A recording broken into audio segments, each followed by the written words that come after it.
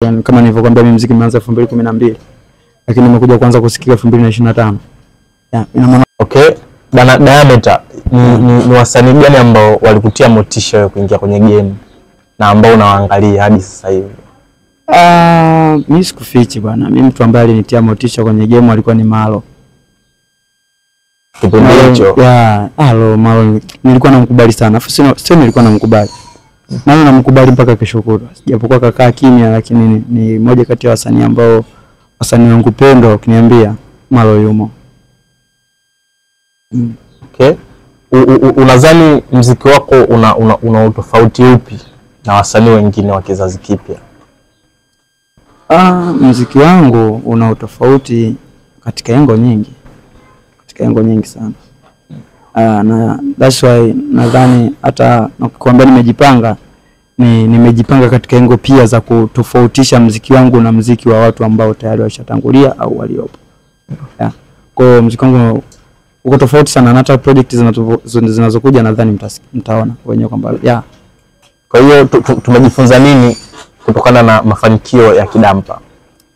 Nilichojifunza ni kwamba kwenye maisha utakiwa kukata tamaa. Yaani haijalishi utapitia kitu gani.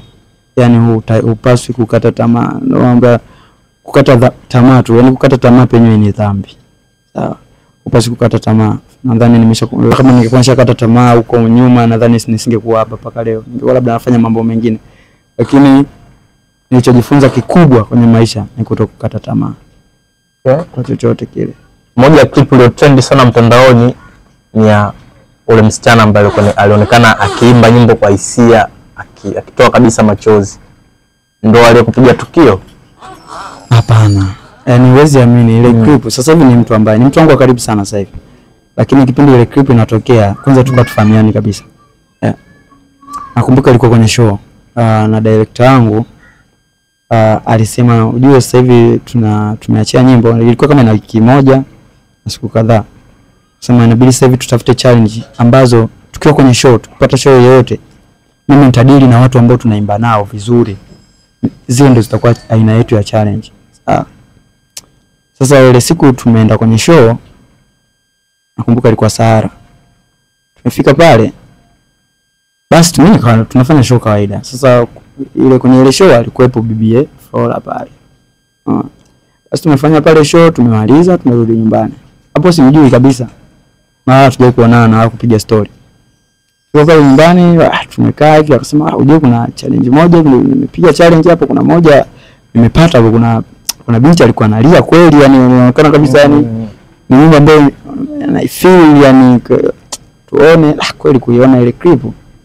Wewe mwenyewe ukiangalia tu kuna kitu unakipata kutoka kusema hii ni kitu kizuri, unaweza kukitumia katika promotion. Basi ukasema ngoja tukipandishe, na kweli tulivyopandisha bana, sio sisi tu tuliofurahi kwamba kitu kinagusa. Pale tulianza kupata matokeo, watu wengi kuona okay, kumbe sio nani tu, ndio pale tukaanza kuona challenge zingine, watu wakiwa wanalia kwamba sio Bibi Flora tu aliyopata na hilo tukio, kwamba ndio tunaona kumbe kuna vitu vingine. Lakini Flora ni moja kati ya dada au mtu ambaye kasaidia sana kupush ile nyimbo. Sasa hivi Diameter tunapangane tu. Nashukuru Mungu. Mafanikio yapi ambayo Kidampa imetupa? Kidampa imetupa mafanikio makubwa sana. Sana. Kuna connection nyingi sana ambazo nimezipata kupitia Kidampa ambazo tulikuwa tuna hustle kuzipata. Kwa hiyo ndo kama hivyo, kuna mambo mengine yanatokea kama hivyo. Nadhani hata show zingine tunafanya kwa sababu ya kuonekana kwa Kidampa. Kama tulikuwa tunafanya show, kuna baadhi mwingine unaomba tu bana nataka tuperform, nataka ni perform hapo. Hapana, lakini sasa hivi unapigiwa simu bana kuna show sehemu fulani, kuna show Iringa, kuna show wapi. Namshukuru Mungu. Kwa hiyo Kidampa ni moja kati ya nyimbo ambayo imenifungulia milango. Sasa hivi imenikutanisha na watu tofauti, na mpaka sasa hivi bado inaendelea kunikutanisha na watu tofauti. Ni nyimbo ambayo imenifungulia milango mikubwa sana.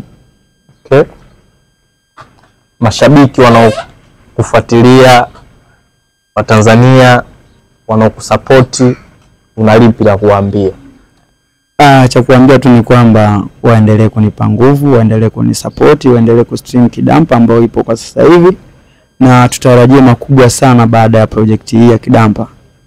Hicho ndo ninachoweza kuambia mashabiki zangu, maana bila wao, bila ninyi mashabiki, nisingekuwa hapa mpaka sasa hivi. Yeah. Bana, asante sana mtazamaji wetu. Sisi tulikuwa na Diamond Palette, tunajua bana mkali. Ukizungumzia moja ya ngoma ambazo zinafanya poa kabisa town ni Kidampa, na amehusika kwenye utengenezaji wa ngoma hiyo akiwa kama mwandishi, lakini pia akiwa kama msanii. Bana, mimi nitoka Idan, the ghost presenter of Vyuo Vikuu, Henry Stylo behind the camera.